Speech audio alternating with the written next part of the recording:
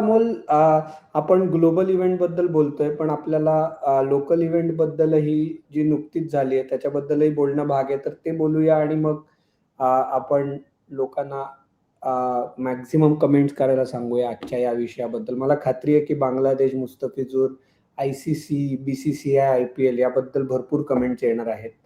तर पण आपण त्या ग्लोबलवरनं जरा लोकलवरती येऊया. मला सांग की महाराष्ट्र क्रिकेट मध्ये काय घडामोड झाली आणि काय गडबड झाली आहे. इलेक्शन्स पुढे गेलेले आहेत.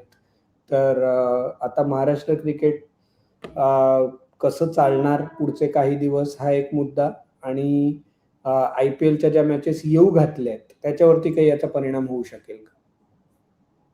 सर्वात महत्वाचा, IPLच्या मॅचेसवर परिणाम काहीही व्हायची शक्यता नाहीये. कारण काय, मधली 7 वर्ष महाराष्ट्र क्रिकेट याहून जास्त गोत्यात नाही गर्तेत होतं. तेव्हा BCCIने सर्वात जास्तीत जास्त मॅचेस महाराष्ट्र क्रिकेट असोसिएशनला अवॉर्ड करून त्यांना आर्थिक गर्तेतून बाहेर काढण्यास मदत केली.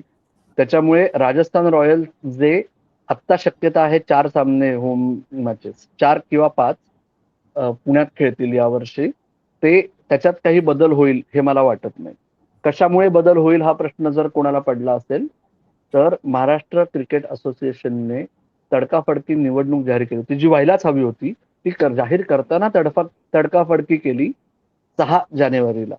आणि ते इलेक्शन शेड्यूल जाहीर झाल्यानंतर जेव्हा वोटर लिस्ट आली तेव्हा असं लक्षात आलं की आजीव सभासद, म्हणजे साध्या मराठीत लाईफ मेंबर, हे 161 वरून 569 झाले होते.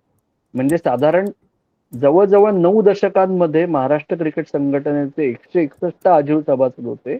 ते गेल्या 3 वर्षात 408 अजून नोंदणी झाली. आणि मग ती नावं पब्लिक डोमेन मध्ये आल्यानंतर असं लक्षात आलं की त्याच्यात बऱ्याचशा महाराष्ट्र क्रिकेट संघटनेच्या ऑफिस बेरर्स, कार्यकारिणीचे सदस्य, या सगळ्यांचे फॅमिली मेंबर्स, जे ऑफिस बेरर्स कार्यकारिणी सदस्यांच्या जवळचे समजले जातात, सॉरी, जे आधीचे ऑफिस बेरर्स किंवा स्टाफर्स जवळचे समजले जातात, त्यांचे नात्यागोत्यातली, गोतावळ्यातली मित्रमैत्रिणींची नावं, असं सगळं बरंच झालेलं आहे. किंवा राष्ट्रवादी काँग्रेस, ज्याचे MLA आहेत रोहित पवार सध्याचे अध्यक्ष, त्या राष्ट्रवादी काँग्रेसच्या काही रिजनल, जिल्ह्यातल्या किंवा पुण्यातल्या काही पदाधिकाऱ्यांची नावं, असं सगळं आल्यानंतर त्याच्यावर बराच गदारोळ उठला.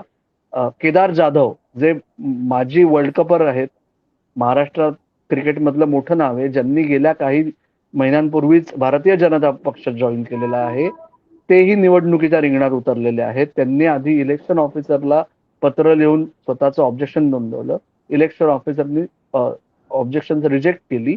परंतु मग हायकोर्टात गेल्यानंतर मतदान 6 जानेवारीला होणार होतं. त्याच्या 24 तासाहून कमी काळ उरलेला असताना हायकोर्टाने एक, केसचा अंतिम निकाल लागलेला नाहीये, पण हायकोर्टाने सांगितलं की निवडणूक आत्ता थांबवा. रद्द करा नाही सांगितलेलं, निवडणूक थांबवा. पुढील सुनावणी 4 फेब्रुवारीला आहे, तेव्हा आपण बघू पुढे काय करायचं. इथे आतापर्यंत गाडी येऊन धडकलेली आहे. आणि पुन्हा परत तेच सांगतो की आत्ता मी 2 राजकीय पक्षांचा उल्लेख केला, म्हणजे हे 2 राजकीय पक्षांचं एकमेकांविरुद्ध कुरघोडी करण्याचं नाहीये. कारण महाराष्ट्राच्या मुख्यमंत्र्यांनी 2022 साली जेव्हा मुंबई क्रिकेट संघटनेची निवडणूक झाली होती, तेव्हा शेवटच्या प्रचार जिकडे देवेंद्र फडणवीस, उद्धव ठाकरेंचे निकटवर्तीय, जे आता MLC आहेत, मिलिंद नार्वेकर, जितेंद्र आव्हाड, शरद पवार, हे सर्व, एकनाथ शिंदे तेव्हा मुख्यमंत्री असताना तेही डायसवर होते, या सर्वांच्या उपस्थितीत देवेंद्र फडणवीसांनी मुंबई क्रिकेट संघटनेच्या प्रचार सभेत सांगितलं होतं ही आमची राष्ट्रीय क्रिकेट पार्टी आहे.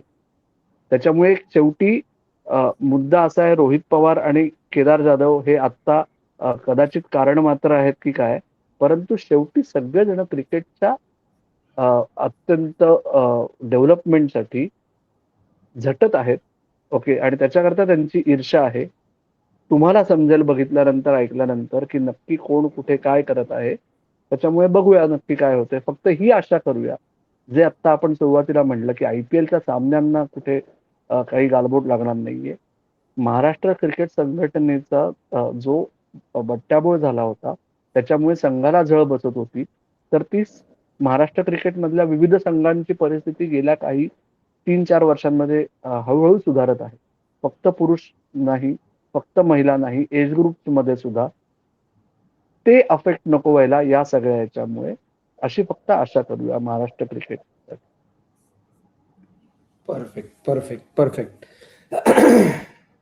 हे तू खूप चांगलं समअप केलंस. याच्याबद्दल काही दुमत नसावं. भारत बांगलादेश बद्दल दुमत असू शकतं आणि दुमत असल्याशिवाय डिस्कशनमध्ये मजा येत नाही.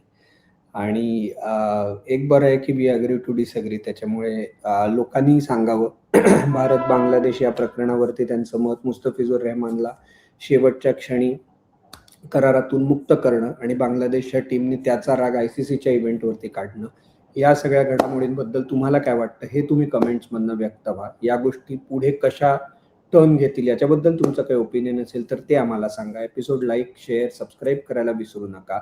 अधिकाधिक लोकांपर्यंत पोहोचवा. मेंबरशिपचा ऑप्शनही चेक करा.